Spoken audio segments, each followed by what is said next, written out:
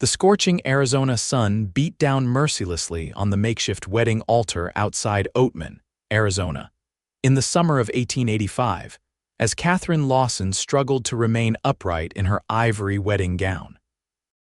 The fabric, several layers too thick for the desert heat, clung to her substantial frame as perspiration trickled down her flushed face.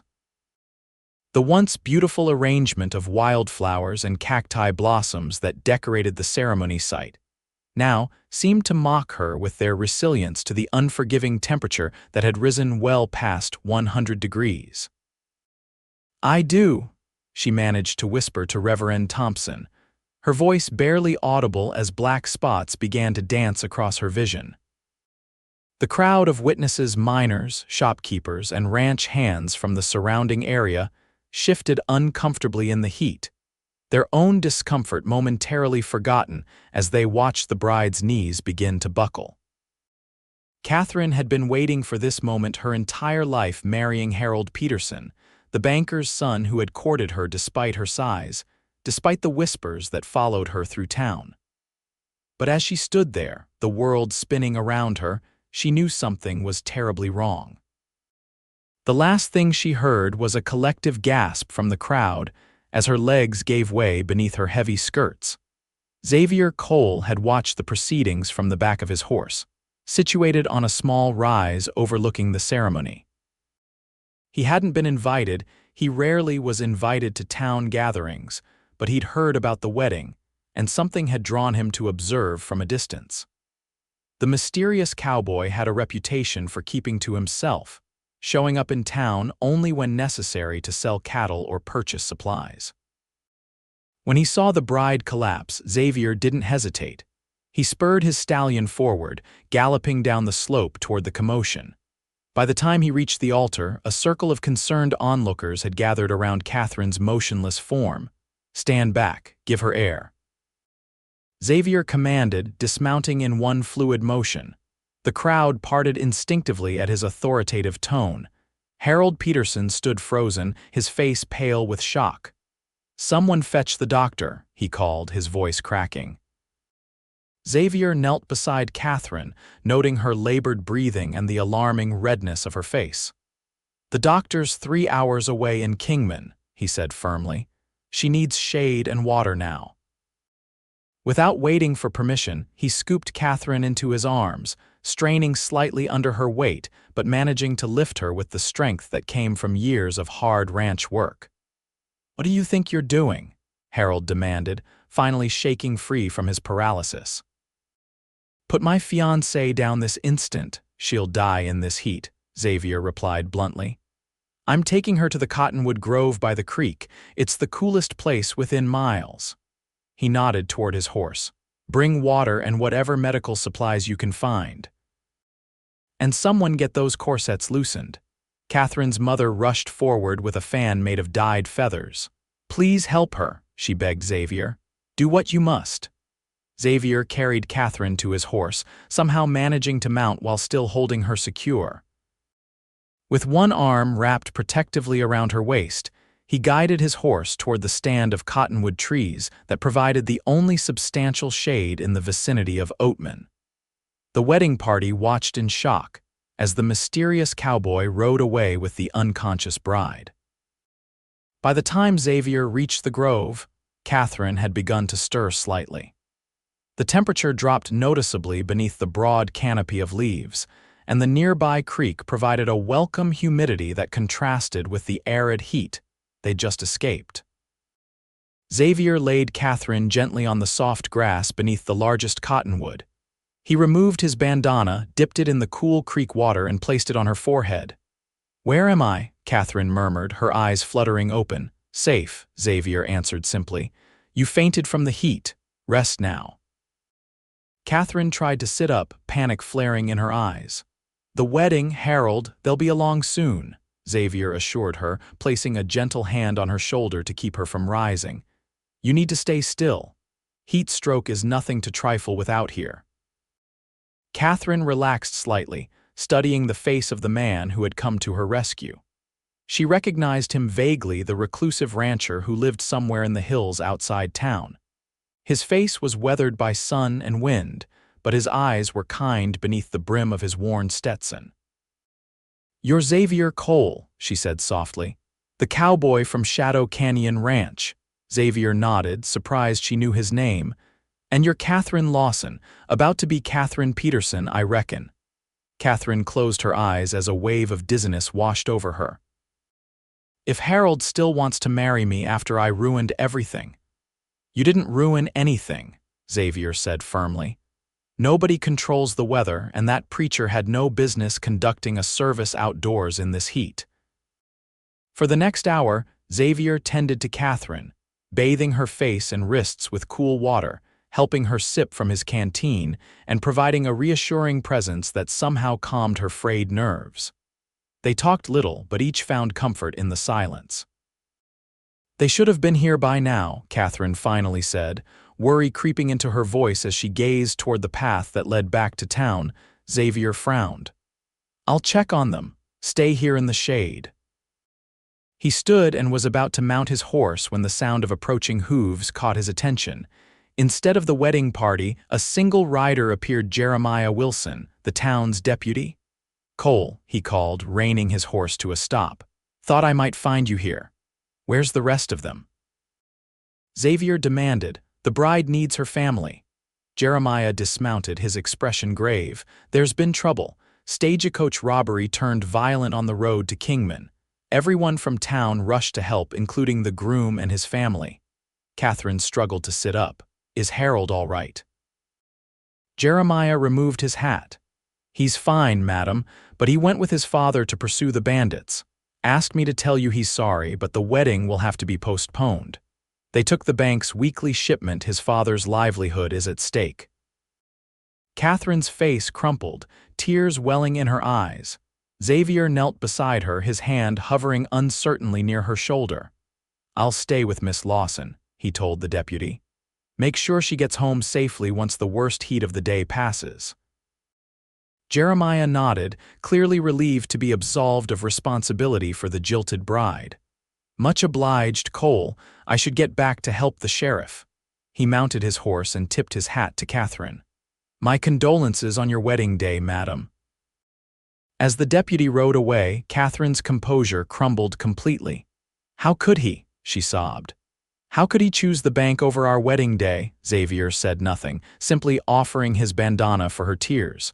When her crying subsided, he spoke softly. "The sun will be setting in a few hours. The temperature will drop. I'll take you home then if you'd like." Catherine nodded, grateful for his steady presence. "Thank you, Mr. Cole. I don't know what I would have done without your help today." "Xavier," he corrected gently, "and anyone would have done the same." "No," Catherine said with surprising firmness. "They wouldn't have. I've lived in Oatman my whole life, Mr. Cole. Xavier, I know how people see me." She gestured at her substantial figure, now disheveled in the crumpled wedding gown. "The fat girl no one thought would ever marry. And now I've proved them right." Xavier's expression darkened. "That's foolishness talking, and I won't hear it." He moved to sit beside her, his back against the trunk of the cottonwood. "I've learned one thing in my years out here: the worth of a person isn't in what they look like, but in what's inside them." They sat in companionable silence as the afternoon slowly began to cool. Xavier told stories of his life on the range to distract Catherine from her heartache tales of cattle drives, encounters with wild horses, and the peace he found in the solitude of Shadow Canyon. Catherine, in turn, spoke of her dreams beyond Oatman, of books she'd read about far-off places, and her secret desire to write stories of her own someday. "Why secret?" Xavier asked. "Harold says writing is a frivolous pastime," Catherine admitted. "He wants me to focus on being a banker's wife, hosting dinner parties, and bearing children." She blushed at the last part. Xavier's expression remained neutral, but something flickered in his eyes. "Seems to me a man ought to treasure his wife's dreams, not diminish them." As evening approached, Xavier helped Catherine to her feet. "Do you feel strong enough to ride? My horse can carry us both back to town." Catherine hesitated, looking down at her ruined wedding dress. "I can't face everyone like this, the shame of it all." Xavier considered this, then nodded decisively. My ranch house isn't far. You could rest there tonight and I'll fetch your mother to bring you fresh clothes. You can return to town tomorrow with your head held high. Under normal circumstances, such an arrangement would have been scandalous, but Catherine found herself nodding gratefully. The thought of facing the pitying looks of the townspeople was more than she could bear. Xavier helped her onto his horse, then mounted behind her, one arm securely around her waist as they rode toward Shadow Canyon.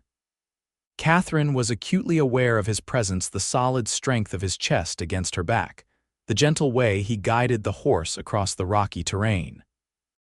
For the first time that day, she felt truly safe. Shadow Canyon Ranch was modest, but well-maintained, a sturdy log cabin nestled against the canyon wall, with a small barn and corral nearby.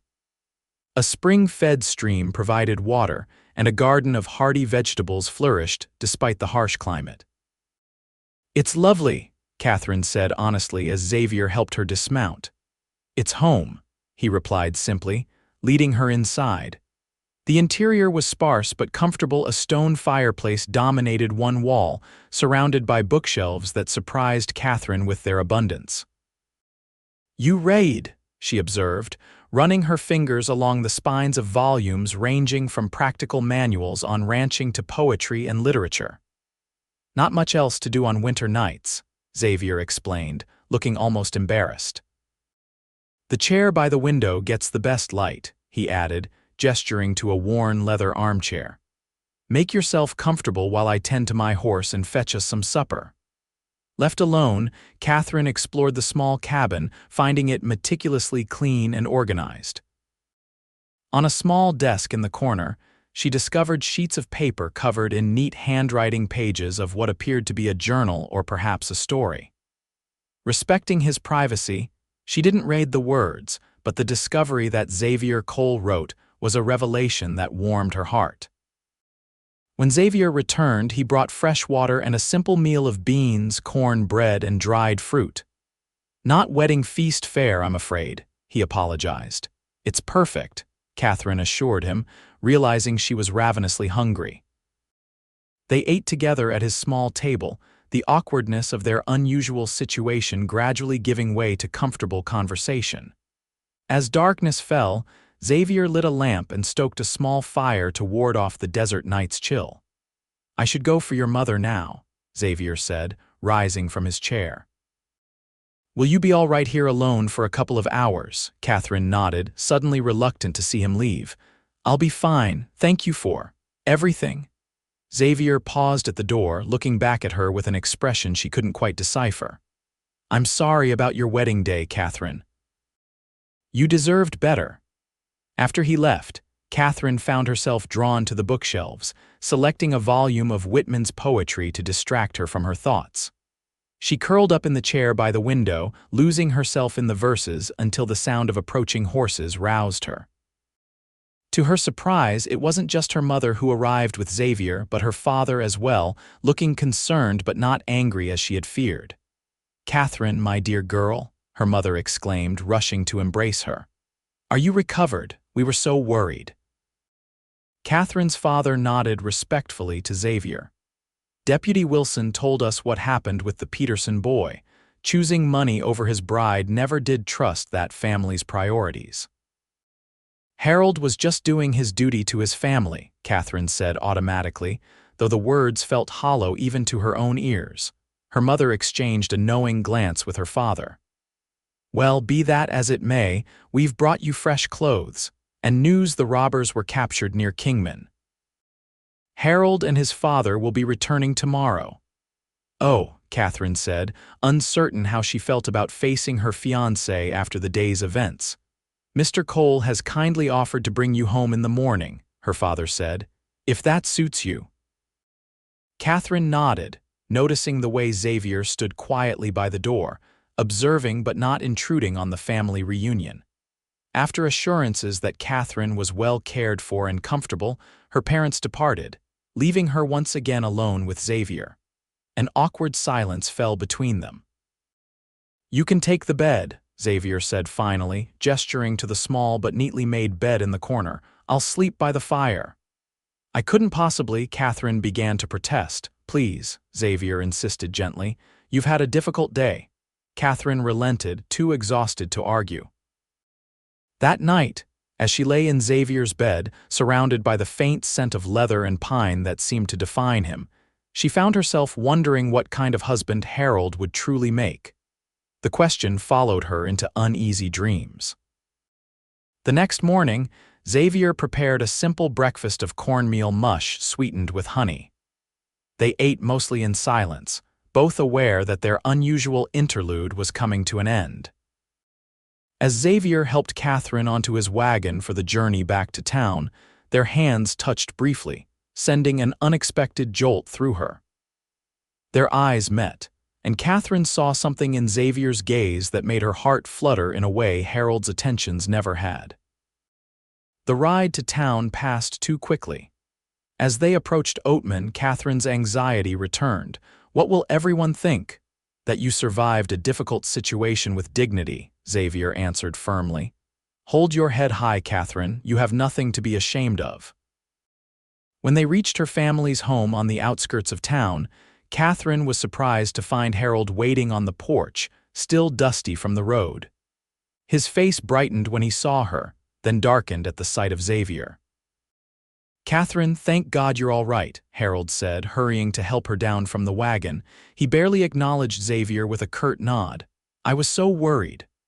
"Were you?" Catherine asked, the words escaping before she could stop them. Harold looked taken aback. "Of course I was." "What kind of question is that?" Xavier cleared his throat. "I should be going. Good day, Miss Lawson." He tipped his hat to her, his eyes conveying something more than his polite words. "Thank you again, Mr. Cole," Catherine said formally, though her heart was suddenly racing, "for everything." As Xavier drove away, Harold took Catherine's arm possessively. "I hope you understand why I had to go after those robbers." "Father's bank, I understand," Catherine interrupted. "When would you like to reschedule the wedding?" Harold beamed, clearly relieved.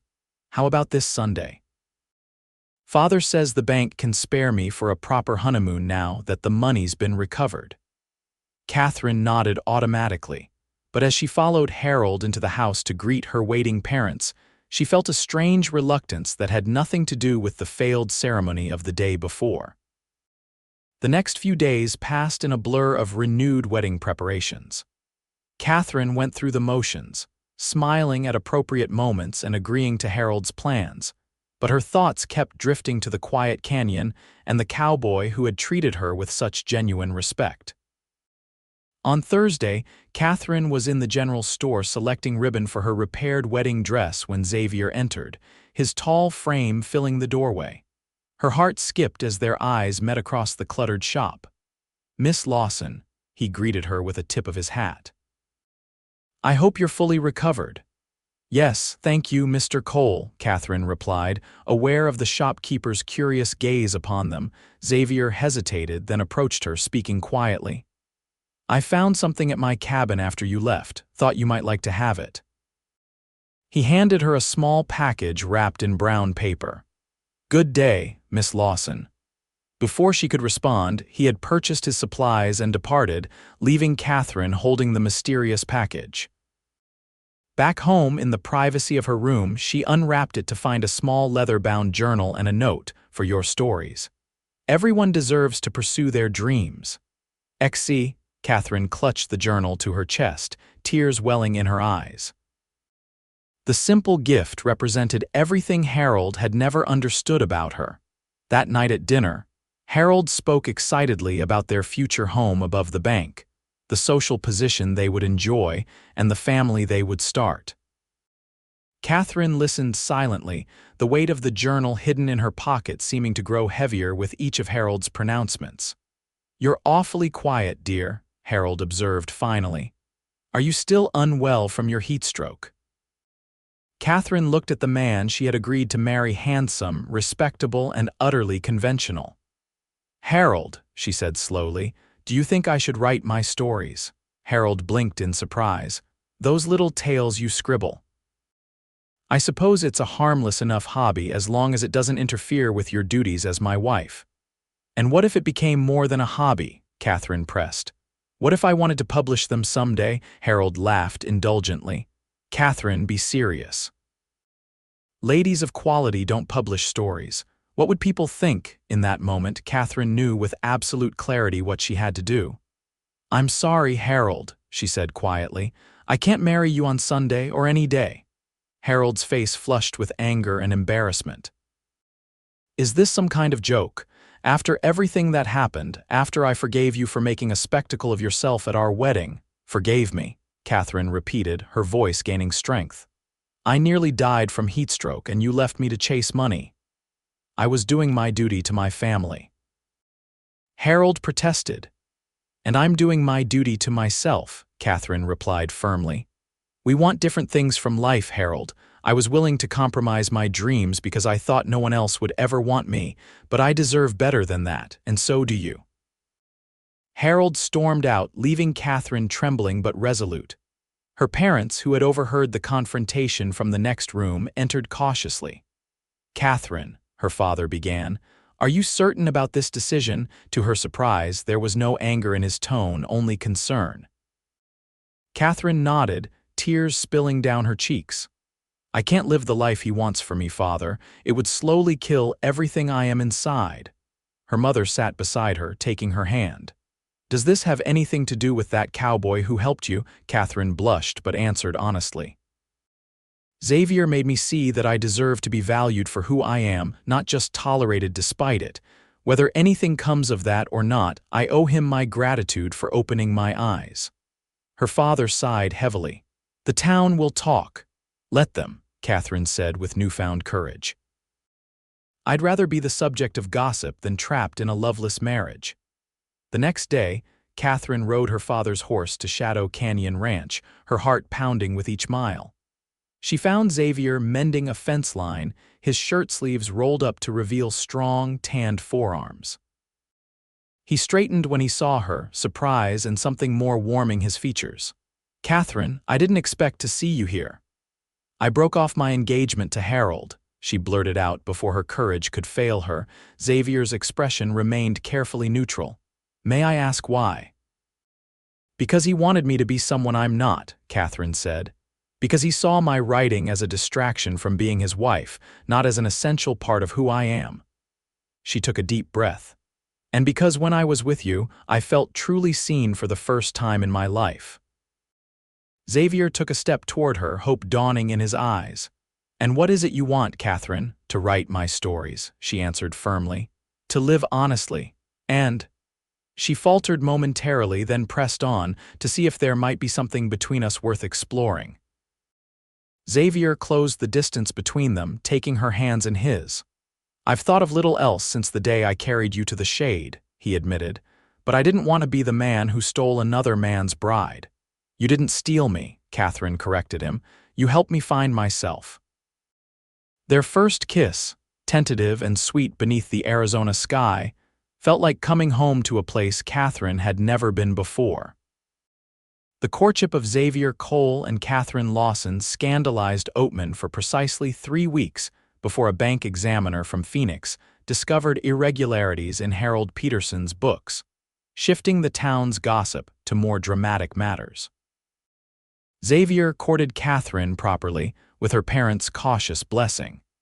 He brought her wildflowers and books of poetry, read her stories and offered honest critiques, and never once suggested she should be anything other than exactly who she was. 6 months later, they married beneath the cottonwood trees where Xavier had once carried her to safety. The November day was cool and perfect, and Catherine's dress, made with fewer layers and more consideration for comfort, suited her curves beautifully. When Reverend Thompson pronounced them husband and wife, Xavier whispered in Catherine's ear, "Are you feeling faint, Mrs. Cole?" Catherine laughed, her joy radiating to all who witnessed it. "Not at all, husband. I've never felt more alive." They made their home at Shadow Canyon Ranch, where Xavier built Catherine a writing desk positioned by the window with the best light. 2 years later, Her first collection of frontier tales was published by a small press in San Francisco under the name C.L. Cole. In the spring of 1888, they welcomed their son, James, into the world. Xavier proved to be a devoted father, reading to the boy nightly from Catherine's growing collection of published works. As the years passed, Catherine's body changed with motherhood and age, but Xavier's love never wavered. When James was 5, they welcomed twin daughters, Elizabeth and Sarah. Completing their family, on their 10th anniversary, Xavier took Catherine back to the Cottonwood Grove where their story had truly begun. "Do you ever regret it?" he asked as they sat beside the creek, watching the desert sunset paint the sky in brilliant hues. Choosing a simple rancher over a banker, Catherine leaned against his shoulder, content in the life they had built together. "How could I regret choosing love over convention? Happiness over security, you over anyone else." Xavier wrapped his arm around her substantial waist, holding her close. "That day you fainted at your wedding," he mused. "I had no idea I was carrying my future toward the shade." "Sometimes fate works in mysterious ways," Catherine replied, turning her face up to his. "Sometimes a disaster becomes the greatest blessing of all." Their kiss, deepened by years of shared joy and struggle, held all the passion of new love and all the comfort of enduring partnership. Above them, the cottonwood leaves rustled in the evening breeze, witnesses to a love story that began with a feint and blossomed into a lifetime of happiness beneath the vast Arizona sky.